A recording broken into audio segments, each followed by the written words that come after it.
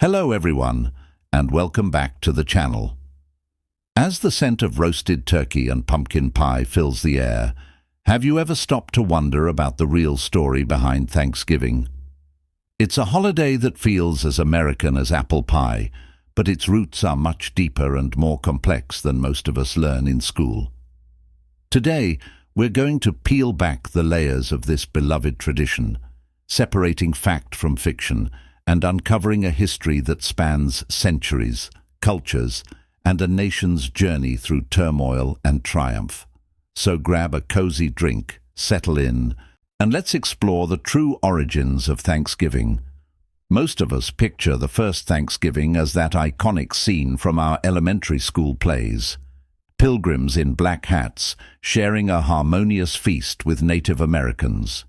This image points to a specific event in 1621 in Plymouth, Massachusetts.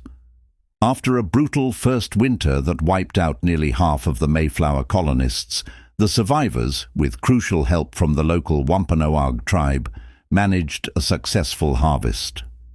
The Wampanoag, led by their sachem, or chief Massasoit, had taught the struggling colonists how to cultivate native crops like corn, where to fish, and how to survive in this new land. To celebrate this bountiful harvest, Governor William Bradford invited Massasoit and his people to a 3-day feast. Now, this 1621 event is absolutely central to the Thanksgiving story we tell today.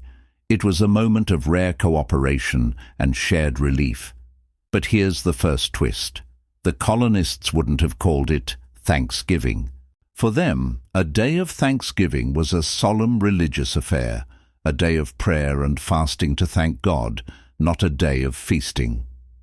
This 1621 gathering was more of a secular harvest festival, a common tradition in England and many other cultures, including those of the Native Americans themselves. The Wampanoag and other tribes had been celebrating successful harvests with their own rituals and feasts for generations, long before the Mayflower ever set sail. So, while the 1621 feast was significant, it wasn't the first Thanksgiving on the continent. Nor was it the kind of religious thanksgiving the Puritans would have recognized. In fact, similar events of giving thanks by European settlers had occurred even earlier.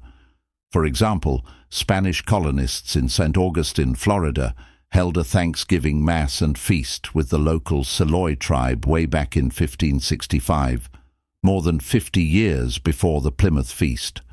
There were also services of thanks held by English colonists in Virginia in 1607 and 1619. These events, however, didn't capture the national imagination in the same way the Plymouth story did.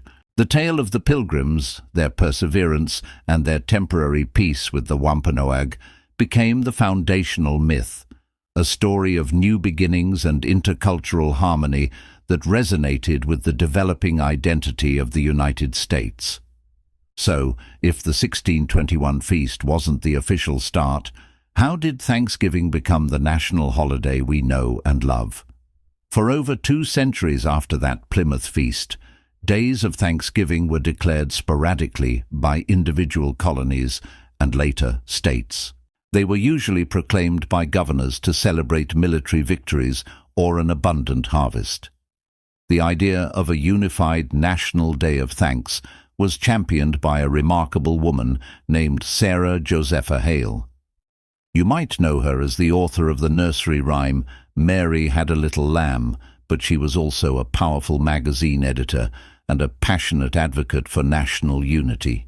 For 36 years, Hale wrote letters to presidents, governors, and other influential figures, tirelessly campaigning for a fixed annual Thanksgiving holiday. She believed that a day for all Americans to come together and give thanks would help heal the growing divisions in the country, especially the bitter conflict over slavery. Her persistence finally paid off in 1863, right in the middle of the Civil War. President Abraham Lincoln, seeing the wisdom in Hale's vision, issued a proclamation declaring the last Thursday in November as a national day of thanksgiving and praise to our beneficent Father who dwelleth in the heavens. Lincoln's goal was to help unify a fractured nation, to remind Americans, even in the midst of a brutal war, of the blessings they still shared. This was the true birth of Thanksgiving as an official annual American holiday. But the date wasn't set in stone just yet. For the next 75 years, presidents continued to declare the last Thursday of November as Thanksgiving each year. Then came a little bit of holiday drama in 1939. President Franklin D. Roosevelt, hoping to boost the economy by extending the Christmas shopping season during the Great Depression, decided to move Thanksgiving up by a week to the second-to-last Thursday of the month. This move was incredibly controversial. About half the states went along with Franksgiving, as critics called it, while the other half stuck to the traditional date. For 2 years, the country was split, celebrating Thanksgiving on 2 different days. It was a bit of a mess. To clear up the confusion once and for all, Congress passed a joint resolution in 1941, which Roosevelt signed into law, officially establishing the 4th Thursday in November as the permanent date for Thanksgiving. And that's the date we've celebrated ever since. Now, it's impossible to talk about the history of Thanksgiving without acknowledging a more somber and painful perspective. For many Native Americans, Thanksgiving is not a day of celebration. Instead, it is a national day of mourning. This counter-commemoration, held on the same day in Plymouth, Massachusetts, began in 1970 to remember the centuries of genocide, stolen lands, and cultural destruction that followed the arrival of European settlers. The story of that 1621 feast, often romanticized, obscures the brutal reality that followed. The initial peace between the Wampanoag and the colonists was short-lived. Within a generation, devastating conflicts like King Philip's War would erupt, leading to immense suffering and the displacement of native peoples across New England.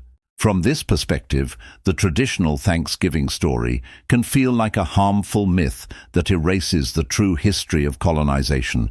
It's a reminder of a legacy of broken promises and profound loss. Recognizing this viewpoint isn't about feeling guilty or canceling Thanksgiving. It's about adding depth and honesty to our understanding of American history. It encourages us to see the holiday not just as a story of pilgrims and turkey, but as an opportunity to reflect on our nation's complex past, both the moments of unity and the long, difficult struggles for justice and recognition that continue to this day. Acknowledging this painful history makes our own gratitude more meaningful and our understanding of our country more complete. So, as we look at Thanksgiving today, we see a holiday with a layered and multifaceted identity. It's a day for family, food, and football, a time to pause our busy lives and count our blessings. It carries the legacy of ancient harvest festivals, the religious conviction of the Puritans, the patriotic vision of Sarah Josepha Hale and Abraham Lincoln, and even the commercial considerations of FDR. And woven through it all is the crucial, often overlooked and painful history of Native Americans, whose story is fundamentally intertwined with the Thanksgiving narrative. This year, as you gather with your loved ones, perhaps you can share a piece of this richer, more complete story.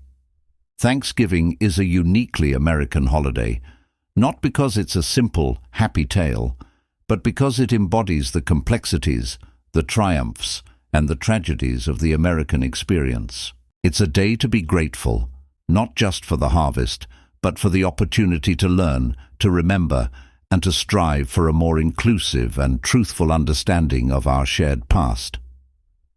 Thank you so much for joining me on this historical deep dive. I hope it gave you some food for thought for your own Thanksgiving table. If you enjoyed this video and learned something new, please give it a thumbs up and consider subscribing to the channel for more content just like this. And I'd love to hear from you in the comments below. What does Thanksgiving mean to you? Have a wonderful, safe, and thoughtful holiday. See you next time.